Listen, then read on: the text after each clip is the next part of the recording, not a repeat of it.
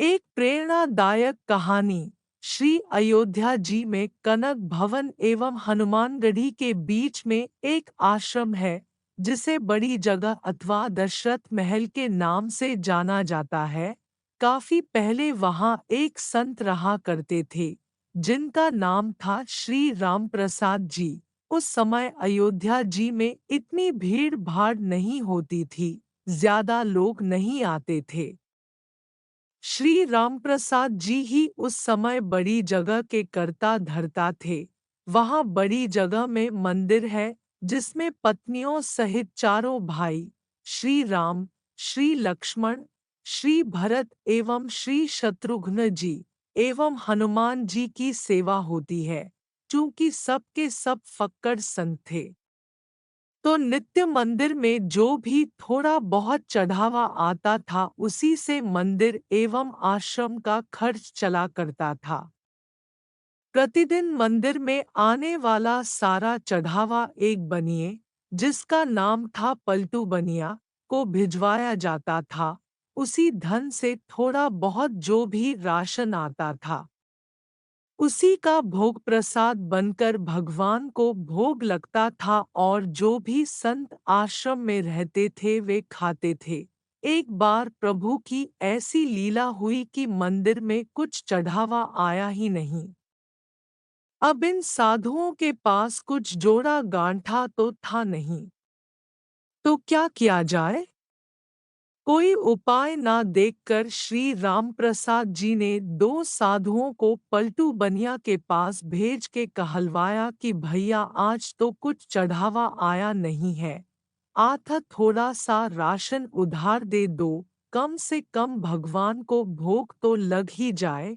पलटू बनिया ने जब यह सुना तो उसने यह कहकर मना कर दिया कि मेरा और महंत जी का लेना देना तो नकद का है, मैं उधार में कुछ नहीं दे पाऊंगा। श्री रामप्रसाद जी को जब यह पता चला तो जैसी भगवान की इच्छा कहकर उन्होंने भगवान को उस दिन जल का ही भोग लगा दिया। सारे साधु भी जल पी के रह गए। प्रभु की ऐसी परीक्षा थी कि रात्रि में भी जल का ही भोग लगा और सारे साधु भी जल पीकर भूखे ही सोए। वहाँ मंदिर में नियम था कि शयन कराते समय भगवान को एक बड़ा सुंदर पीतांबर ओढ़ाया जाता था, तथा शयन आरती के बाद श्री राम प्रसाद जी नित्य करीब 1 घंटा बैठकर भगवान को भजन सुनाते थे। पूरे दिन के भूखे रामप्रसाद जी बैठे भजन गाते रहे और नियम पूरा करके सोने चले गए। धीरे धीरे करके रात बीतने लगी। करीब आधी रात को पलटू बनिया के घर का दरवाजा किसी ने खटखटाया। वो बनिया घबरा गया कि इतनी रात को कौन आ गया। जब आवाज सुनी तो पता चला कुछ बच्चे दरवाजे पर शोर मचा रहे हैं। अरे पलटू, पलटू सेठ, अरे दरवाजा खोल। उसने हड़बड़ा कर खींचते हुए दरवाजा खोला। सोचा कि जरूर ये बच्चे शरारत कर रहे होंगे, अभी इनकी अच्छे से डांट लगाऊंगा। जब उसने दरवाजा खोला तो देखता है कि 4 लड़के, जिनकी अवस्था 12 वर्ष से भी कम की होगी, एक पीतांबर ओढ़ कर खड़े हैं। वे चारों लड़के एक ही पीतांबर ओढ़े थे। उनकी छवि इतनी मोहक, ऐसी लुभावनी थी कि ना चाहते हुए भी पलटू का सारा क्रोध प्रेम में परिवर्तित हो गया और वह आश्चर्य से पूछने लगा, बच्चों, तुम हो कौन और इतनी रात को क्यों शोर मचा रहे हो? बिना कुछ कहे बच्चे घर में घुस आए और बोले, हमें राम प्रसाद बाबा ने भेजा है। ये जो पीतांबर हम ओढ़े हैं, इसका कोना खोलो, इसमें 1600 रुपए हैं, निकालो और गिनो। ये वो समय था जब आना और पैसा चलता था। 1600 उस समय बहुत बड़ी रकम हुआ करती थी। जल्दी जल्दी पलटू ने उस पीतांबर का कोना खोला तो उसमें सचमुच चांदी के 1600 सिक्के निकले। प्रश्न भरी दृष्टि से पलटू बनिया उन बच्चों को देखने लगा। तब बच्चों ने कहा, इन पैसों का राशन कल सुबह आश्रम भिजवा देना। अब पलटू बनिया को थोड़ी शर्म आई। हाय, आज मैंने राशन नहीं दिया, लगता है महंत जी नाराज हो गए हैं, इसीलिए रात में ही इतने सारे पैसे भिजवा दिए। पश्चाताप, संकोच और प्रेम के साथ उसने हाथ जोड़कर कहा, बच्चों, मेरी पूरी दुकान भी उठाकर मैं महंत जी को दे दूंगा तो भी ये पैसे ज्यादा ही बैठेंगे। इतने मूल्य का सामान देते देते तो मुझे पता नहीं कितना समय लग जाएगा। बच्चों ने कहा, ठीक है, आप एक साथ मत दीजिए, थोड़ा थोड़ा करके अब से नित्य ही सुबह सुबह आश्रम भिजवा दिया कीजिएगा। आज के बाद कभी भी राशन के लिए मना मत कीजिएगा। पलटू बनिया तो मारे शर्म के जमीन में गड़ा जाए। वो फिर हाथ जोड़कर बोला, जैसी महंत जी की आज्ञा। इतना कह सुन के वो बच्चे चले गए, लेकिन जाते जाते पलटू बनिया का मन भी ले गए। इधर सवेरे सवेरे मंगला आरती के लिए जब पुजारी जी ने मंदिर के पट खोले तो देखा भगवान का पीताम्बर गायब है।